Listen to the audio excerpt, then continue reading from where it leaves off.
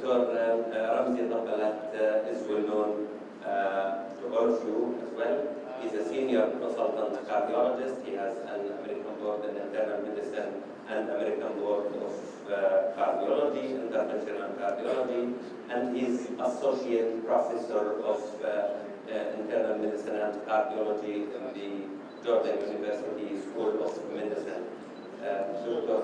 Ramzi will be talking about also a challenging case, because the previous case, actually, the blood pressure was, for the patient, was 147/95, and I guess the priority is to treat his blood pressure, to control his blood pressure, to get his blood pressure down, to prevent the deterioration in renal function, and it's a bit more important than even controlling diabetes. So Ramzi will tackle this task. مساء الخير جميعا. طبعا شكرا للدكتور محمد على هذه الفرصه. الحقيقه الحكايه انا كنت فعلا ناوي احكيها هلا، انه if you want to, the best way to not to face patients with renal deterioration or renal insufficiency is to take care of hypertension in diabetics, because this is the main reason for deterioration of kidney functions in diabetics. So if you're an endocrinologist, you should also pay attention to hypertension. And if you're a cardiologist, you should pay attention to hypertension and diabetes. No one subspecialty should take care of one little problem in a patient. We treat patients as a whole. So taking care of their blood pressure, their diabetes, their cholesterol is extremely important. In my case, is going to be a patient with hypertension and diabetes. This is a 48-year-old man with a body mass index of 29 kilograms per meter square, with family history of hypertension, type 2 diabetes, and dyslipidemia. يعني زي أي مريض بنشوفه in our practice on a daily basis. طبعا smokes for the last 25 years. Jordan, by the way, is number 7 in smoking rate in the world in males. We're actually that's one in the second العالم. We're number 7. Females that we're according to the WHO statistics, we're number 8 in smoking in males. We're number 7 in hypertension mortality worldwide. So we're not doing very well in Jordan, actually. We have very bad numbers. This patient first presented to us in September of 2013, about 7 months ago. And at that time, he came for pain in his throat and was found to have a blood pressure of 140/90. His fasting blood glucose was 130. Total cholesterol was 200. The LDL was 150. His triglycerides were 200, and the HDL was low.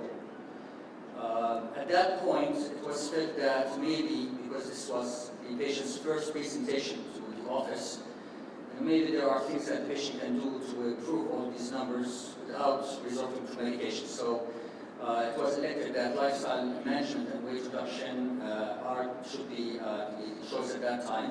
And he was told to report back in 3 months. So in January, about 3 months, he came back, and at that time his blood pressure was still high. It was even higher than the first time. It was 160/95. Remember, the first time it was 140/85. At that point, because of 3 months of therapeutic lifestyle changes did not work, he was started on an ARB, monotherapy, once daily. Total cholesterol estimation was 250 this time. His LDL was even higher, 175, and the triglycerides remained high at 240. So he was started also on a statin. And regarding his blood sugar, it was 125. And again, he was treated with metformin twice daily, 500 milligrams. So he was given treatment for his hypertension, his diabetes, and also his cholesterol. And then again, he was advised to return in 3 months. So he came back a week ago, and on the 3 medications, and he stated that he was compliant. So he was not, no major issue with drop-off from medication. And in April this month of 2014, his blood pressure now seated was 155/92, pulse was 78. His diabetes is controlled on the 500 BID metformin, and his lipid profile is also controlled on a statin. Just for you know, his GFR was normal, creatinine was 1.1, and assessment for microalbuminuria in the urine was negative. His liver functions were normal. So the diabetes was nicely handled in this patient, and the cholesterol issue was also nicely handled in this patient. What remains is the blood pressure of 155/92. So the question is, what do you advise for this blood pressure? Remember, he was started 3 months ago on an ARB monotherapy. So anybody would like to say anything? Any ideas?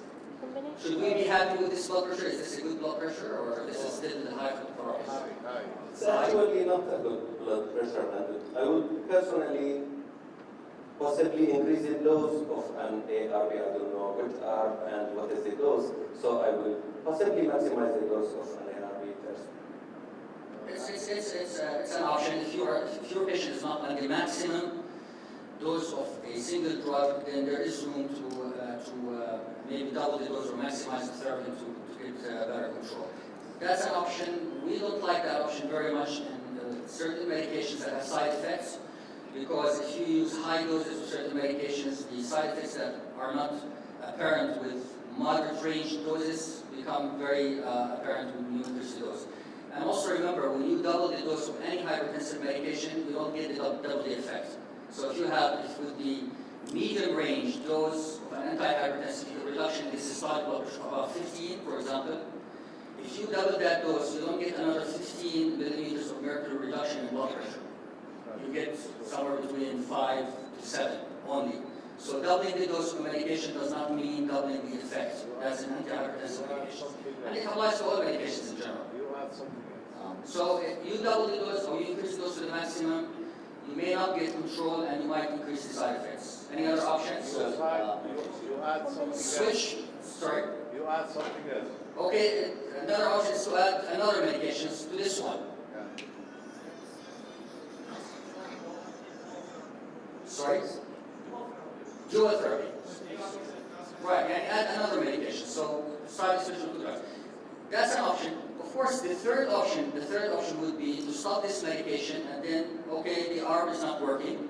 You tell your patient this medication is not working.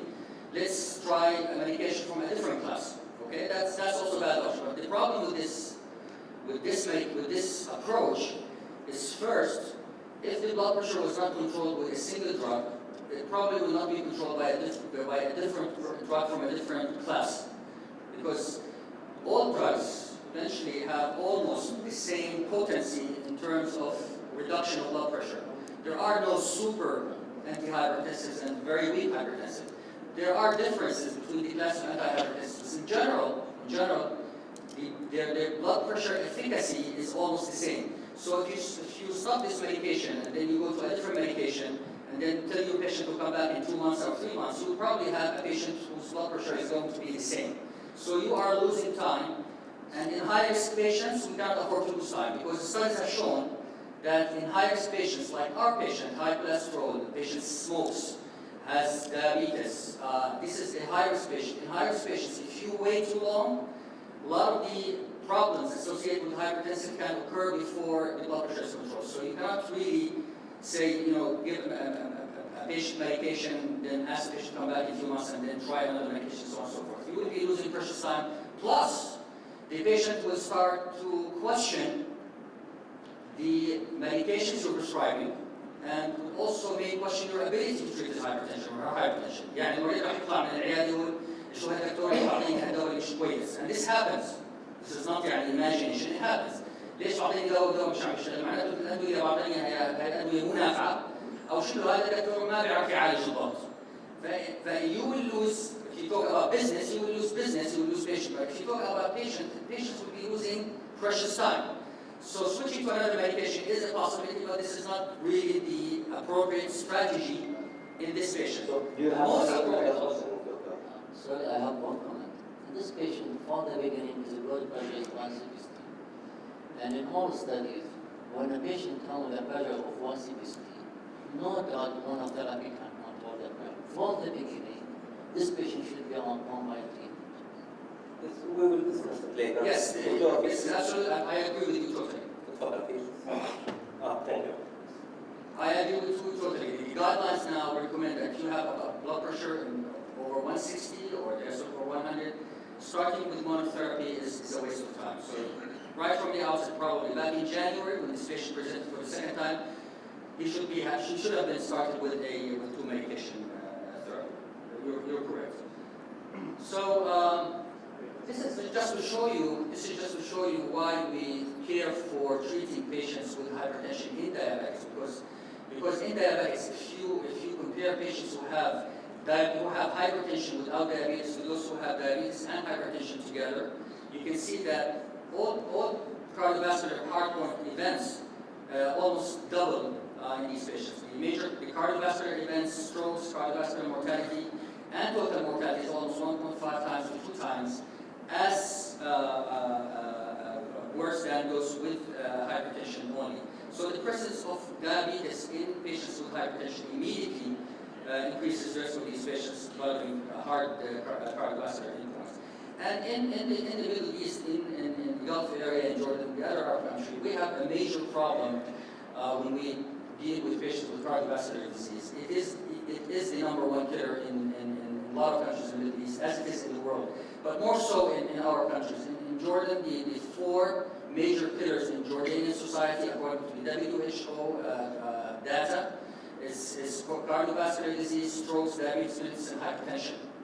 These are responsible for about 40% of total mortality in Jordanians. It's much more than cancer. It's much more than violence, and we're a violent society with a lot of violent problems. But diabetes, hypertension, cardiovascular disease associate more patients than violence. So it is a major problem, and it's also true for countries like Oman, Bahrain, Qatar, Kuwait, as shown in this slide. So we need to deal with all aspects of these patients if we want to improve survival in our community. Now, if you look at the guidelines, which therapy to start patients with hypertension on, this is from the British NICE guidelines, and what they recommend that as step 1, if you have a patient who's younger than the age of 55 and non-black, the best choice as monotherapy in such patients is to use an ACE inhibitor or an ARB. So this is choice #1 in younger population. If the patient is older than the age of 55, then they prefer that we go with a calcium channel blocker initially. And then if the blood pressure is not controlled, the second step would be to add, if you started with an ARB or ACE, to add a calcium channel blocker. And if you started with a calcium channel blocker, to add an ARB or an ACE inhibitor.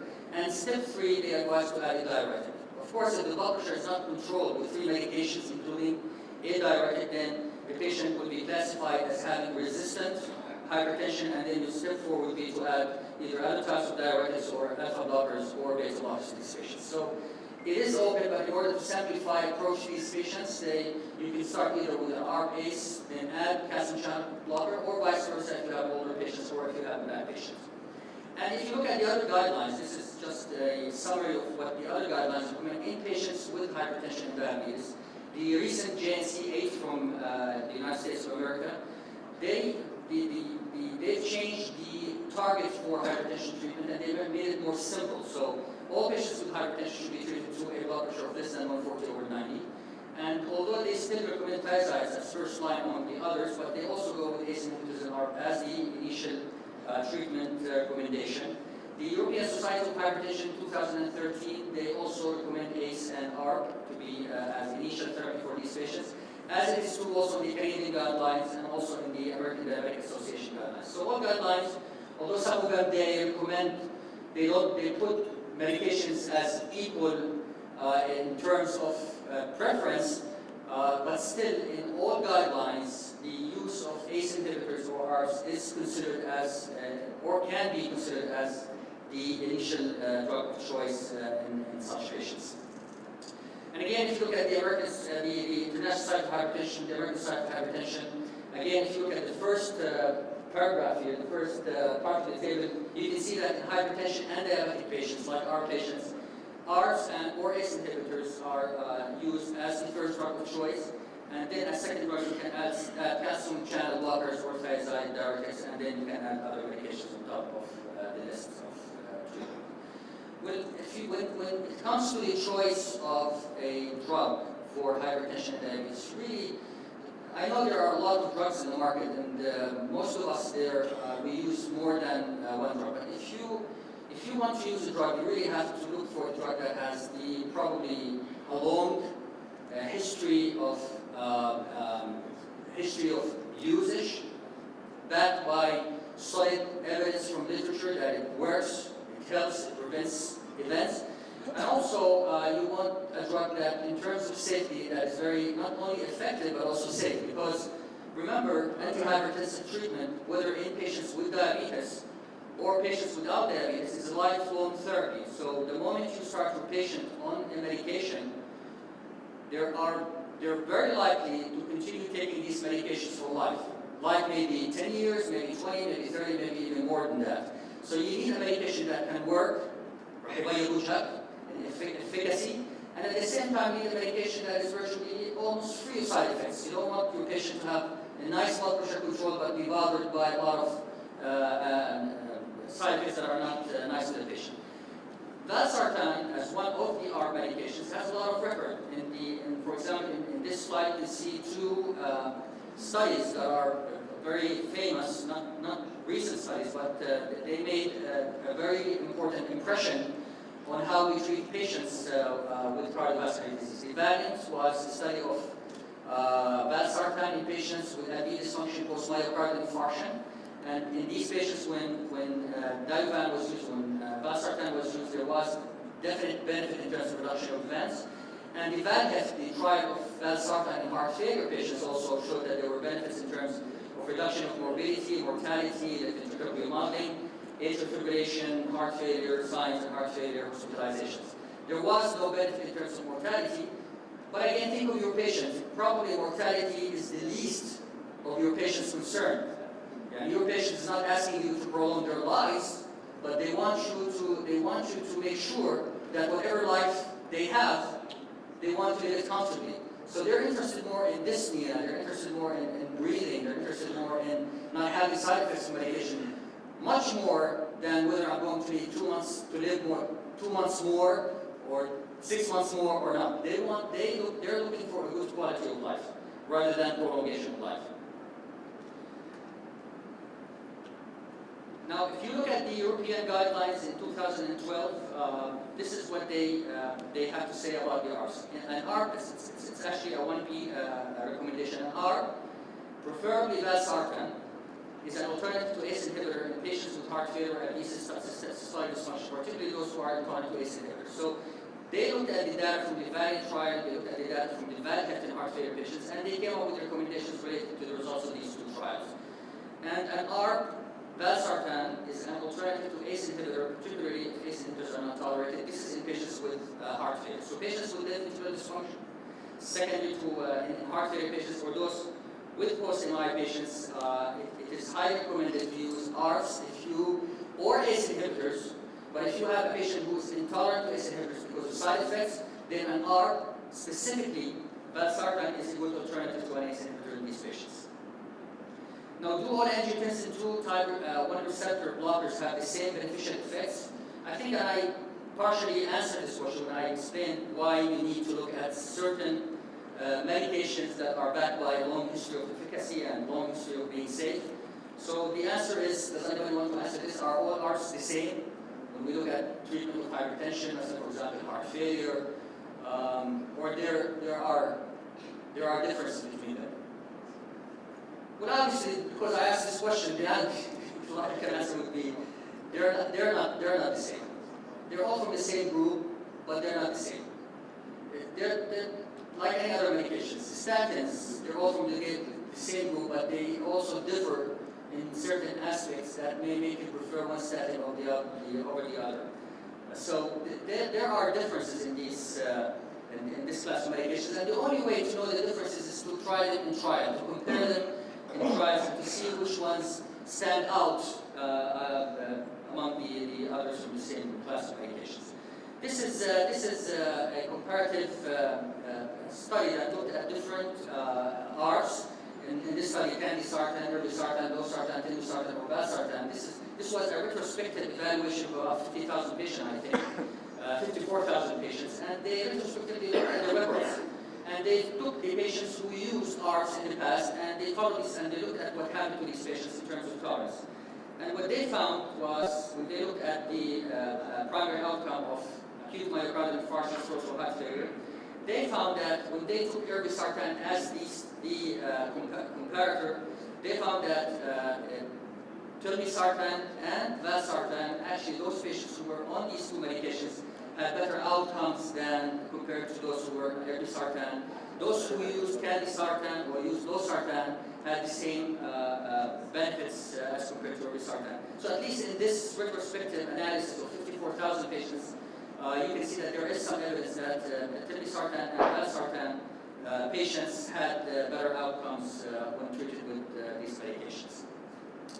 Now, it's very important to remember that this is an answer to the doctors who said right from the outset, when this patient presented with a blood pressure of 160 over 95 back in January, this patient should have been treated initially with 2 medications, and I totally agree. Because if you look at the studies, the trials of antihypertensive medications, very few patients, only 2 out of 10 patients, will have their blood pressure controlled with a single medication. 80% of patients with hypertension will not be controlled with one single therapy. A lot of patients will even require 3 or 4 drugs. If you look at very important studies like the ASCOT, the OLHAD, the IDNT, the RENAL, UK, PDS, these are all studies in patients with hypertension. And on average, you can see that between 2 and 3 medications were usually required to control such patients when it comes to hypertension. So using 2 medications right from the outset in patients with high blood pressure makes a lot of sense. The other study that I'd like to talk about is the ACCOMPLISH trial, which is a novel antihypertensive trial. And these are not recent studies. I mean, ACCOMPLISH was reported about 10, 11 years ago in 2003. And here they wanted to, they recognized that the approach to antihypertensive therapy then was to initiate monotherapy and then to sequentially add medications to achieve target blood pressure. And in ACCOMPLISH, they wanted to take patients on single tablet combination, high-risk patients on single tablet, and see what happens to these patients, or compare the strategy of using 2 medications right from the outset rather than 1 medication, and compare 2 different strategies. And the strategy they wanted to compare was a strategy of the use of a calcium channel blocker and amlodipine combined with benazepril and ACE inhibitor, and they compared that to a strategy of benazepril and ACE inhibitor with hydrochlorothiazide. So benazepril was in both arms of the trial, but in the first arm, benazepril was used with a calcium channel blocker. This study was amlodipine, and the other one, hydrochlorothiazide, was used.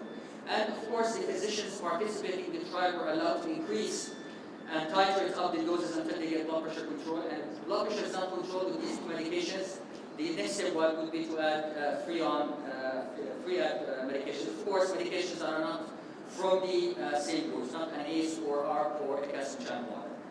And when they looked at the data, if you look at the blood pressure control, although the 2 curves seem to be superimposed, there was slightly better blood pressure control when it came to the combination of the ACE inhibitor and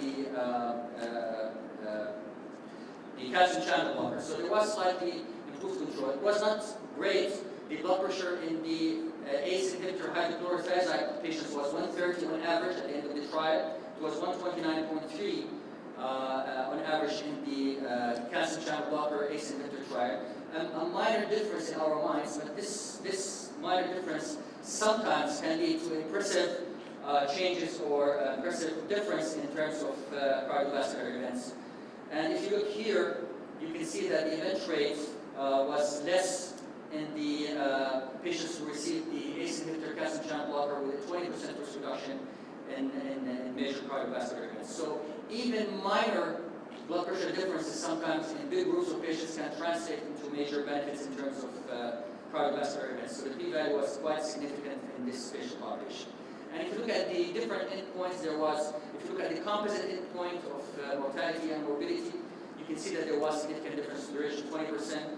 If you look at endpoints by themselves, cardiovascular mortality, non-fatal MI, non-fatal stroke, hospitalization for unstable angina, or resuscitation from cardiac death, there was a tendency towards better outcome with the ACE inhibitor calcium channel blocker, but actually the p-value was not significant. It was only significant when we talk about coronary revascularization procedure and when all the endpoints were taken together in one composite endpoint. So at the there is evidence from ACCOMPLISH that maybe a combination of an ACE inhibitor plus a calcium channel blocker is a better combination than a ACE inhibitor and a diuretic. So the current guidelines, if you look at this is an answer to the previous comments. The current guidelines, based on this trial and other trials that show that we're in favor of combination therapy, 2014 evidence-based guidelines, JNC guidelines recommend the consideration of initial therapy with 2 drugs simultaneously, either as 2 separate drugs or as a single pill combination. Some committee members even recommend starting therapy with more than 2 drugs when systolic blood pressure is over 160 and or diastolic blood pressure is over 100, or if the systolic blood pressure is over 20 millimeters over the target, or diastolic over 10 over the target or the goal of the therapy. In the European guidelines, the advantage of initiating with combination therapy is a promoter or prompter response in a large number of patients, potentially beneficial in high-risk patients. It will make your patients like you and trust you, a greater probability of achieving the target blood pressure in patients with higher blood pressure values, and a lower probability of discouraging patient adherence with many treatment changes. And even the European guidelines even go further than that and to recommend a single pill combination therapy. And what they say is that the advantage of initiating with combination therapy is a prompter response. Again, it makes your patients like you and trust what you're doing for them. In a larger number of patients, potentially beneficial higher. This is what I said earlier. A further advantage, the second paragraph, is that there are physiological and pharmacological synergies between different classes of agents. If you use two medications from 2 different classes, you don't only get the effect of the both medications, but sometimes there is synergy in terms of efficacy and also in terms of reduction of side effects. That may not only justify greater blood pressure reduction, but also cause fewer side effects and may provide larger benefits than those offered by a single agent. So the guidelines recommend using 2 drugs from 2 different classes rather than going through the maximum dose of a single drug. They also think that, maybe at least the Europeans think that putting these 2 drugs in one single combination is also an advantage because it helps your patient compliance, to be compliant with the medication, and also there might be a lot of synergism in terms of efficacy and also in terms of reduction of side effects. Which combinations to use? I think you're all familiar with this scheme here. Most of the combinations are possible. The ones in the solid green line are the favored combination. The one in the red is not the one that is not favored, which is the use of an ACE inhibitor and angiotensin receptor blocker in the same patients. We don't do this anymore. Actually, nephrologists, I don't know if they still use this. We don't either. You don't anymore. So even the nephrologists who were in favor of this combination to save the kidneys are not using this combination anymore because of failure to show any benefit and also increased side effects. But any other combinations is possible.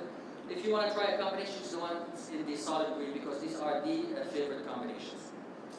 Well, since we have one such fixed pill combination, it's the combination of valsartan and Diovan with Norvasc. It's Exforge. Exforge in that preparation was used in patients who were not controlled on monotherapy in this study. They were switched to a Exforge in the dose of 5/160 or 10/160. And you can see that if you look at on the figure on the left side, this is the overall population. There was a further reduction of 17.6 millimeters of mercury in systolic blood pressure in those who were switched to 5/160 combination Exforge. And there was 21 millimeters of mercury reduction in systolic blood pressure in those who were switched to 10/160 Exforge. And this applied to all patients in all groups of medications, whether they were on beta blockers, calcium channel blockers, ARBs, or ACE inhibitors with diuretics. Any patient who was on a monotherapy with any of these classes of medications when switched to a single pill combination of valsartan and lodipine Exforge, they had further impressive, significant further reduction in blood pressure. And this applies also to diabetics. Diabetics and non-diabetics will also reap the benefit of using a combination, fixed combination of lodipine valsartan to control the blood pressure. This is a post-marketing survey of treatment prescription in the Middle East. 42% of this study of over 8,000 patients were also entered into this survey in the same way. They were treated with monotherapy, had their blood pressure not controlled, and then when they switched to Exforge in the 5/160 or 10/160, depending on the patient's blood pressure, they had significant reduction in blood pressure, both in systolic blood pressure and also in diastolic blood pressure, and it applied to all classes of medications. So not only work in populations that are foreign to our area. It also works the same way in populations of Middle Eastern background. And the nice thing about the amlodipine valsartan exposure combination is that it gives you a metered effect, a measured effect. So if you have a patient with mild hypertension, stage 1 hypertension, you expect to get another 20 milliliters of mercury reduction in systolic blood pressure. But if you took a patient with a moderate hypertension, with stage 2 hypertension, somewhere between 160 to 180 systolic, you can get even 30 millimeters reduction in blood pressure. And if you talk about the severely hypertensive patients, those with systolic blood pressure of 180 to or over, then you can even expect a blood pressure reduction of around 43 milliliters of mercury in terms of systolic blood pressure. So very significant drop in blood pressure. This is in terms of benefit, efficacy. In terms of side effects, we all know the side effects of the calcium channel blocker. The most bothersome side effects is the lower limb edema. Our patients get it in small doses, they also get it in high doses. And the reason for the lower limb edema and calcium channel blockers is because calcium channel blockers, they only dilate the arterial side of the capillaries. So, and they don't dilate the venous side of the capillaries. So it gets increased intravascular pressure leading to extravasation fluids in the extremities. And that's why they have edema. If you combine a calcium channel blocker with an ARB or even an ACE inhibitor, you can get reduction of these side effects because the ARBs or the ACE inhibitors, they also dilate the venous side of the capillaries, and this will decrease the intercapillary hydrostatic pressure, leading to less extravasation fluid and less edema. We all know this. We've seen it in our patients, and it's very nice to our patients. I think 2 minutes only. And I'm done. I should be done in 1 minute. So this is just to prove what I said, that if you combine amlodipine, for example, with an ARB-valsartan or another ARB-olmesartan, you get reduction in lower limb edema. It was, in this particular study, even more impressive with the amlodipine-valsartan combination. And I think that was my Thank you. Thank you very much. Thank you, Dr. Ramzi.